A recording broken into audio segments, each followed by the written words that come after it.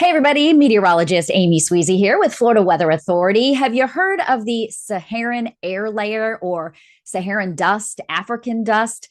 We talk about it usually in the summertime, especially in the state of Florida, because it is something that impacts hurricane season. But that's not all. It has impacts on the state of Florida in a lot of other ways as well. So that's what we're going to talk about today, the Saharan dust layer. Let me get the graphics up here. First of all, where is the Sahara Desert? Well, it's in Africa, northern Africa. You can see the countries there on your screen, all of the light cream colored, the beige colors. That's where the desert is located. Now, where is that in relation to Florida? Well, it's all the way across the Atlantic Ocean. A lot of times, areas of low pressure come off the coast of Africa, and those can intensify and become hurricanes and head our way. But there's also the dust, these plumes of dust that come off of Africa as well. And that very dry air has a huge impact on not only hurricanes, but several other things in the state of Florida as well. So that dust, it's usually June, July, and August, and we can actually track it on the satellite. You can see here, this is an image. So the clouds are white, and the darker blue color, of course, is the water. And then all of that brownish color, that is the dust layer that we can see using satellite images. And that's coming off of Africa. So we watch for that to see when it's going to move into the Bahamas, the Caribbean, the Gulf, and into Florida and across the southeast coast of the United States. So here's some of the biggest impacts that we have from the dust that comes from the Sahara Desert. First of all, a hazy sky, fewer showers and storms, hotter temperatures, lower air quality, vivid sunrises and sunsets, and hurricane suppression. So let's break down those 6 things here real quick. First of all, the hazy sky. You'll notice it especially along the horizon. If you see any buildings off in the distance, if you're up high, kind of looking down, it's not really smog. It's not fog that's down low. Fog, of course, is moisture.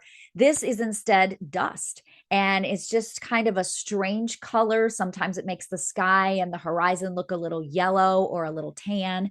That is one of the things that happens when this dust moves in. Another impact is that the dust suppresses rain. So we get fewer showers and storms. Normally in the summertime in Central Florida, from about end of May to mid-October, our afternoon storm chance ranges from about 40 to 60%. But when the African dust comes in, the chance for rain usually heads down to 20%, sometimes zero. Some days we don't even get any rain at all. Now, not always. Some rain can still flare up since we're surrounded by water here in the Sunshine State. But this image of the radar, this is often what it looks like when we have dust right on top of us rolling in from the Atlantic. Hotter temperatures is another thing as well. Without the rain and the clouds to help cool us down, the sun beats down. And, in June, July, August, that sun is intense. So it can quickly heat the atmosphere, quickly heat the surfaces, and send our temperatures not into the lower 90s, which is our normal high temperatures. Instead, we're talking mid to upper 90s.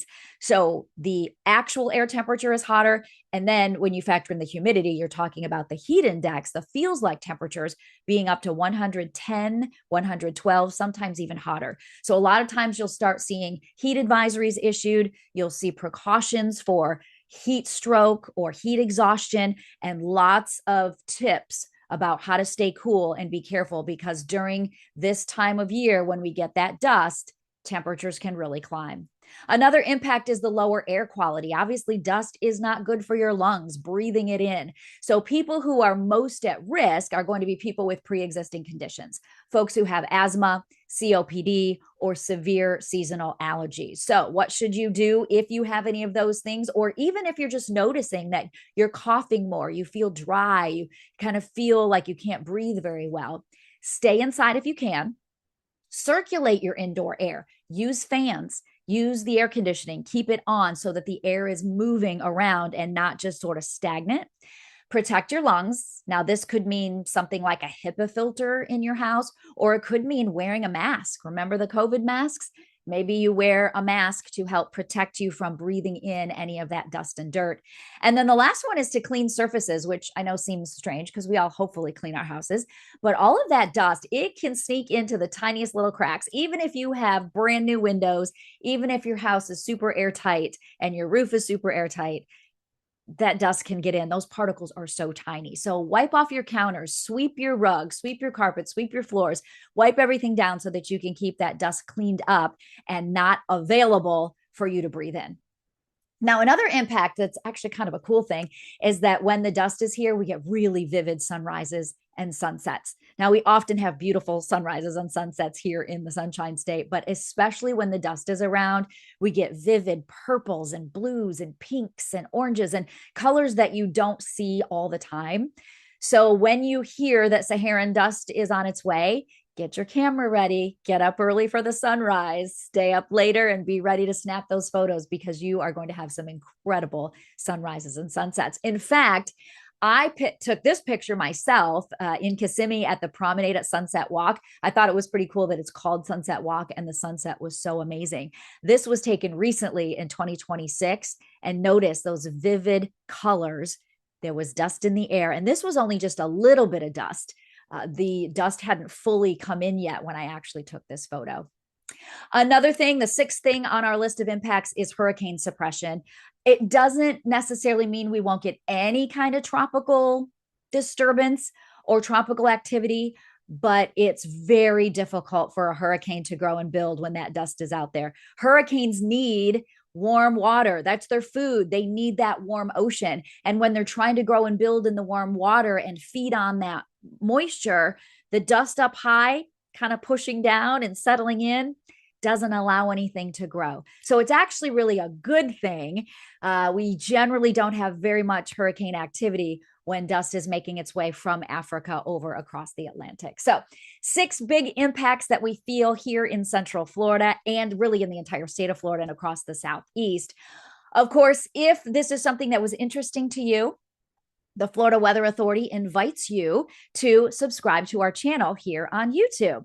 We bring you updates about tropics. We bring you explainers like this one to talk about what's going on with the weather. And of course, we'd love to hear from you. So like and subscribe, like this video, share it with your friends, subscribe to our channel. And we thank you so much for being here.